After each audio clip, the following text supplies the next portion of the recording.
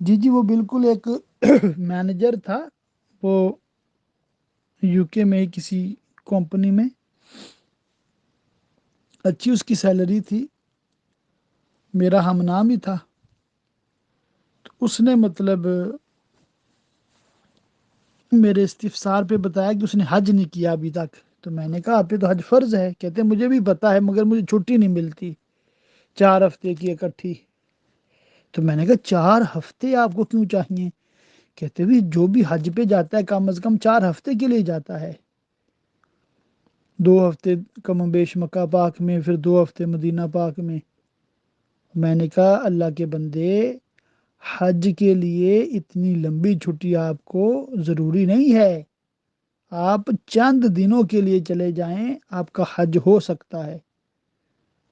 پھر میں نے ان کو عرض کیا کہ جیسے مثال ہے آپ 8 تاریخ سے پہلے پہلے مکہ پہنچ جاؤ، مثال 7 کو پہنچ جاؤ، 8 کو منہ پہنچ جاؤ، 9 کو عرفات، اور 9 کی اگلی جو رات آئے گی وہ مزدلفہ میں.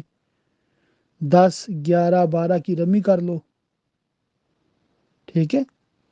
اور پھر 13 کو یا 14 کو آپ مدینہ پاک چلے جاؤ. تو پھر زیارت وغیرہ کر کے جو حج کے ارکان مکمل کر کے آپ 1 2 دن کے بعد مدینہ چلے جاؤ. مدینہ پاک میں ایک لمحہ وہاں ایک سانس مل جائے، یہی ہے زیست کا حاصل.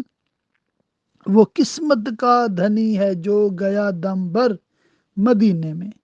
بس یہ وارے نیارے آپ کے ہو گیا کہ ایک لمحہ آپ کو مدینہ پاک میں مل گیا.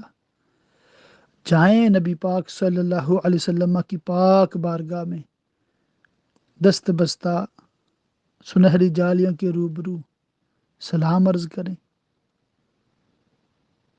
اور جو کچھ عرض کرنا ہے پھر کر لیں.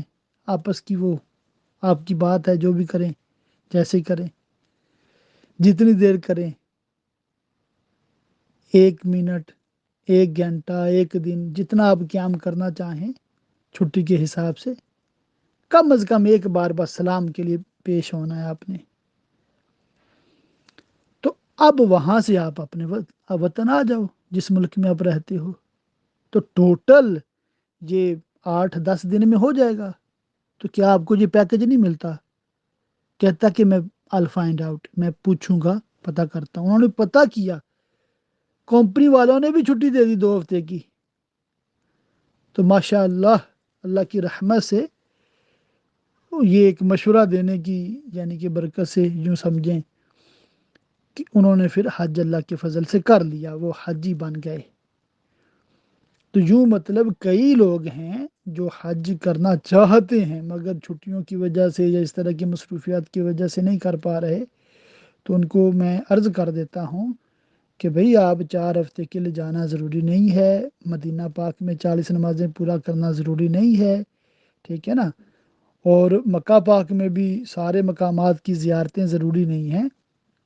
جو مین بنیادی ارکان ہیں وہ آپ ادا کریں، حج مکمل کریں اور آ جائیں.